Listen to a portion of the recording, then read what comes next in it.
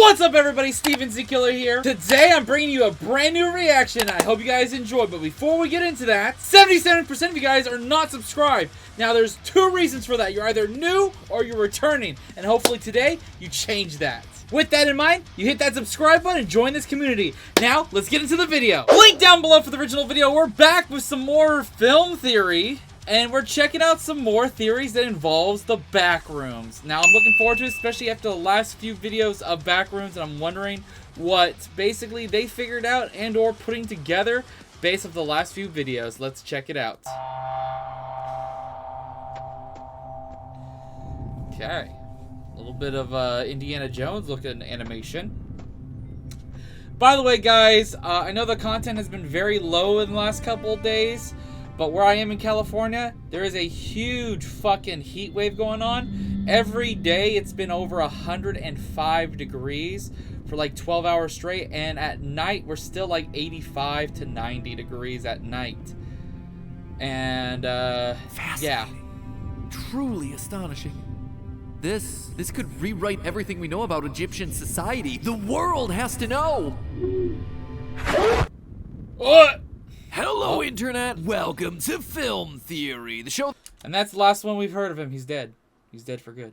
...that goes on weekly archaeological digs to look for that buried lore. Now, today we're doing something a little bit different. Okay. We're taking the script and throwing it out the window. You see, normally when we do a lore theory, they all build off the previous videos in the series like a wobbly Jenga stack. That way, bit by bit, piece by piece, we get closer to the truth. And if something's wrong, well, we go back and course correct before moving on from there. But what if someone else has it all figured out? What if we are so completely off base that that already wobbly stack of lore is also built on, like, I don't know, rubber band legs while an earthquake is going on? I am talking about bad theories, friends. I mean, it's not like we've ever had any of those before, but seriously, there's always more than one way to analyze a franchise, and Kane Pixels' Backrooms is the perfect example of this. Now, in case you don't know, the Backrooms is a massively popular analog horror web series found right here on YouTube, created by the visual effects artist Kane Pixels. It's all about a creepy alternate dimension of endless office hallways that people keep no... I wonder if we're gonna... Okay, no, that's a scene from the most recent one. I was about to say, are we going to get any information or anything dissected from the most recent video, especially with all that green shit at the end? Clipping into and then getting trapped in, as well as the scientific research company Async, who keeps trying to figure out what the Backrooms are all about. Right now, our working lore theory is that the world of the Backrooms is actually one big simulation. Async's experiments have broken part of the game engine that's running said simulation, thereby allowing people to no-clip into areas with cut content or unused ideas. And because they've broken it, now everything is glitched, putting the world in danger. But you see, ours isn't the only popular theory that's been floating around for the series. In the fan community, there's been another very popular solution to what we see throughout these uploads. See, several popular fan theories have made a connection between Kane Pixels' Backrooms and ancient Egyptian mythology. Yeah, you heard that one right. Ancient Egypt, complete with mummies and Anubis and the Field of Reeds. If that sounds wild to you, well, you're not alone. It did to me too. On a surface level, the yellow hallways of the Backrooms don't really seem like they'd share all that much of anything in common with the shifting sands of ancient Egypt. And yet, there's a community of theorists out there who appear to have found a surprising number of parallels between the two. So that's why we're here, to review their evidence and go further, give more, and ultimately render a verdict. Are the Backrooms secretly connected to ancient Egypt? Ladies and gentlemen, strap in. It's Morty time. Leave your theories in the comments below. Oh my god. I'll pick my favorites in the next episode of Morty.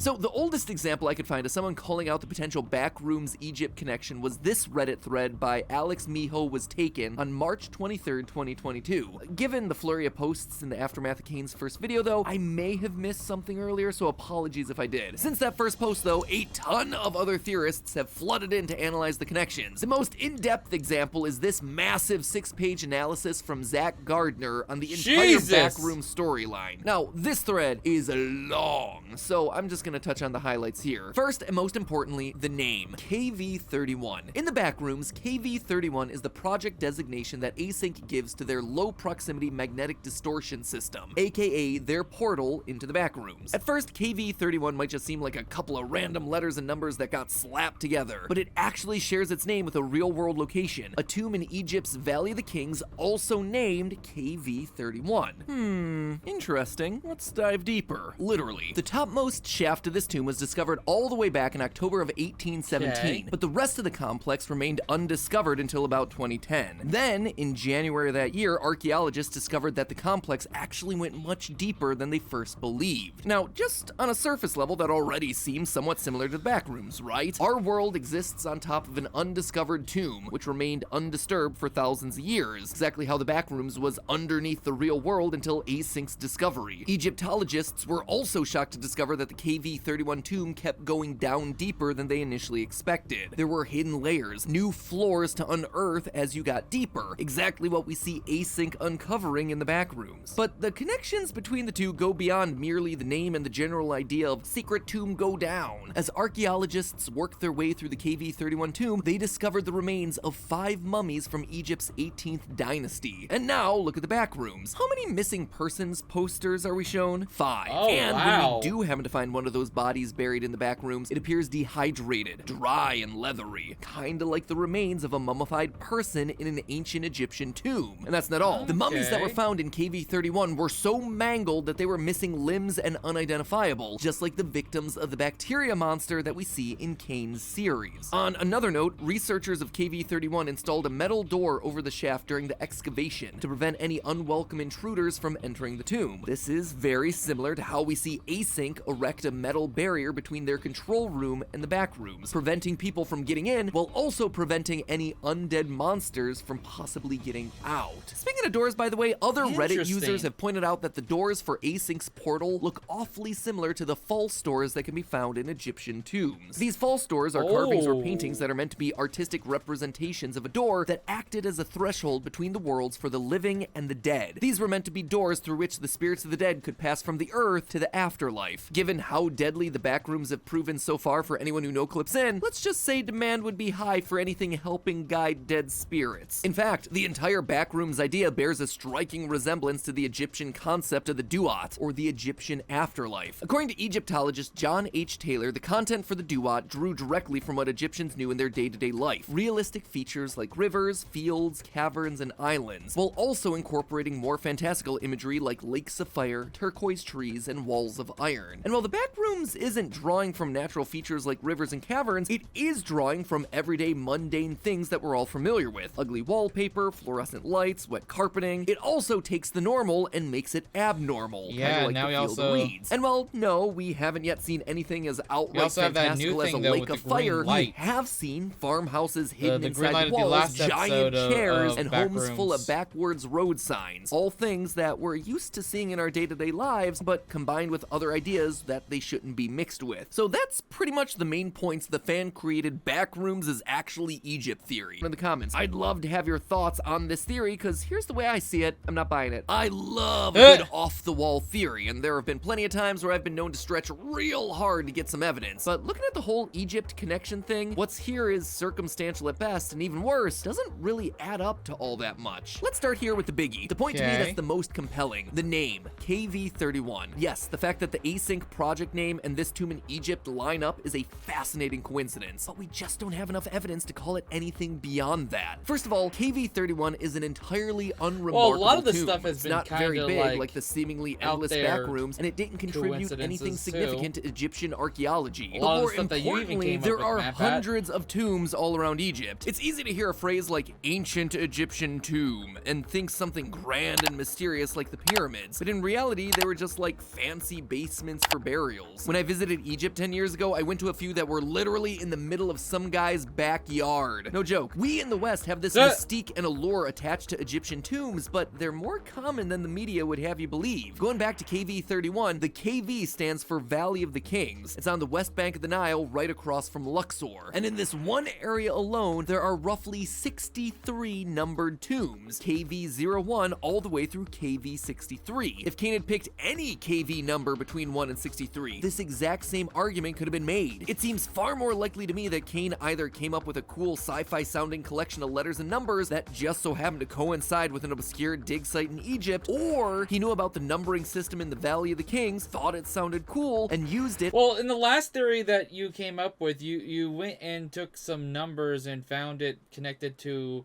a book that was about somebody trapped in a room full of yellow wallpaper and a bunch of other stuff. So I don't think it's not too far-fetched that he would go this length for a numbering system and a lettering system to this extent too. It could be connected. I could see it being connected because there's some outrageous things that you found that I can agree with. It for Async's project name with little thought beyond that. Trust me guys, I get it. I've been there. I see a weird world-building detail like that in a franchise that I love and want to theorize about, and so I try and reverse engineer it. I search KV31 to see what comes up, and boom! First result, Egyptian tomb. From there, I would try to look for what else I could add to the theory. What other connections I could make that could be added to that stack of Jenga blocks. I get why people would want to go down this rabbit hole, cause I would do the exact same thing. So let's keep going to get a sense of how stable the rest of the evidence is. Let's look at the so-called connections between all the doors. Is this shall gonna we? be like, this is the first time I've seen him ever do this, where he takes someone else's or other people's theories and tries to disprove them. It seems like this is a disproving theory video. Just in charge of excavating KV31 sealed the tomb off using a metal door, just like Async seals off the entrance to the backrooms using a metal door. Sure, that's a connection of sorts, but probably doesn't mean all that much of anything. It's far more likely that the metal doors were chosen in both circumstances because they're common building materials that provide strong protection. That is just what happens when you're trying to build a secure door in modern times. And the idea that Async's portal looks like an Egyptian false door? I mean, they're both multi-tiered rectangular entranceways, but that's because they're doors. More importantly though, the theorists that are drawing the connection here overlook a major point: the false part of the Egyptian false door. They're fake. They were etchings used to simulate real doors. Kane's design for the backrooms door, meanwhile, appears to be entirely functional. There's the main entryway, and it's surrounded by cabinets that appear to have the necessary wires and electronics to make the main door function. This comparison also ignores that false door carvings were typically taller and thinner, while Kane's design is short and squat. Yeah, As I can for the see 5 why. mummies found within the KV31 tomb compared to the 5 missing people that we see called out in Kane's series, that right there on the surface seems like it'd be a really solid piece of evidence. Until, of course, you do the research for yourself. There aren't just 5 missing people that are called out in Kane's series, there's actually 6. 6 posters with 6 different people shown in the video missing persons. Yeah, the sixth missing person would have been the one employee that went missing for what, 4 months or something, and then showed up randomly. As you can see right here. It's shown for a brief Oh, moment before the never entire mind. scene fades into this line graph. But what about all the bodies that were mangled down there in KV31? Sadly, if you look into why they were so damaged, things fall apart even further. See, the tomb had been thoroughly robbed throughout its history, with damage attributed to both ancient robbers looking for valuables and more modern robbers stealing the body parts of mummies to sell to tourists. Humans are great. If KV31 was really meant to connect to the backrooms, that would imply that other people had been exploring the hallways before Async opened the portal. This graph that we see here in missing persons explicitly makes it clear that cases for missing people skyrockets after Async makes contact with the backrooms. It's only after they break that seal that no clipping begins. And finally, we get to the quote-unquote evidence point about the backrooms taking modern, mundane places and twisting them into something uncanny, just like the Duat afterlife. And to that I say, really? You think that's evidence? That is just storytelling technique 101. You know who else found everyday objects and then twisted them into something uncanny? The brave little toaster, Honey, I Shrunk the Kids, Blue's Clues. And some tells me that I'm not getting away with a Backrooms is secretly the sequel to Blue's Clues theory. So what happened here? Why did so many theorists see Async's project designation KV31 and work so hard to connect it to the KV31 tomb? Well, I don't blame them for doing so. Like I've said throughout this theory, it's a fascinating coincidence, and this amazing community of theorists was doing their best to try and put the pieces together. Just to prove my point here, before deciding whether or not I thought the connections between Egypt and the Backrooms was even intentional, I did a ton of additional research to see if I could find anything else that might strengthen this entire theory. Dots that no one else had connected yet. And if I looked hard enough, yeah, the dots were there, but just like everything that we've already talked about, they were just stretched out of the bounds of reason. For example, one could say that the Backrooms wallpaper texture bears a passing resemblance to a pattern of reeds, potentially another connection to the Duat. But that doesn't make a ton of sense because the Field of Reeds is the paradise afterlife for Egyptians, rather than the endless maze-like hell that is the Backrooms. See, when there's a mystery where something connects in an interesting or unusual way, humans like to seek answers. Our brains are hardwired to find explanations for the unexplained, even if there aren't any answers. This is a phenomenon called pareidolia. It means that people have a tendency to impose meaningful interpretations onto random data, finding patterns where there aren't any. Have you ever looked up at the clouds and seen a face or shape within them? Or seen those pictures of houses that look like people that occasionally go viral? That's possible because of pareidolia. Your brain is telling you that that cloud looks like a dog, or that house is giving you the creepy side eye, not because they actually are, but because it's human nature to see patterns within the noise. And that's what I think happened with KV-31 and this whole nothing burger of ancient Egyptian connection. A final example here, I thought that we might have been able to connect the bacteria monster to Egyptian tombs, specifically as some sort of manifestation of the curse of the pharaohs. This was an alleged curse cast upon anyone who broke into an Egyptian tomb. It became popular folklore after researchers mysteriously died in the aftermath of opening King Tut's tomb. Though there were many speculated causes, one of the most popular theories was that there was some sort of ancient bacteria or pathogen that was dormant in the tomb that was unleashed by opening it. The curse had a massive impact on popular culture at the time. It's also worth mentioning that more recently, a pool of black goo was discovered in a 3,000-year-old sarcophagus. I mean, really, there has to be a clear connection to the bacteria monster, right? But here's the thing, there's no evidence or scientific backing that the curse ever existed at all, let alone that it was caused by bacteria. Instead, all the deaths can be attributed to more natural causes, like blood poisoning from a mosquito bite. And that black goo in the sarcophagus? Apparently it was just a mixture of stuff used as an adhesive to keep the sarcophagus sealed, not anything harmful to humans. Gotta admit, I really tried to find a genuine connection here, because the idea that there was an additional layer to the background. Well, even though he is disproving, he is definitely disproving a lot of this theory and stuff like that, he's trying to make sense of it to make it more clear if it is a possible theory. But in doing so, he's making it more obvious that this is not a concrete theory, and this is I'm assuming people have been bombarding him with, why aren't you adding this to your theories? This part, this, and that probably is why he's making this video. Just beneath its surface of ugly yellow wallpaper, it's genuinely awesome, and Egypt is always cool to talk about. But everything the community pointed out can easily be dismissed or debunked, to the point that I just don't think that there's a whole lot there. The ancient Egyptian connections were interesting coincidences, but that's all they wound up being, loyal theorists. Coincidences. Film coincidences. And cut. Well, anyways, that was still a good one to watch. When I saw this drop today, I was like, okay, I definitely have to make sure to check out this one. I was a little bit late on the last film theory when it came to the Backrooms. I wanted to get this video out on the day it was released, so I'm still gonna do that. But this one definitely was not as into like a new theory. It was him just breaking down theories that a lot of people are putting together, trying to link together the Egyptian stuff.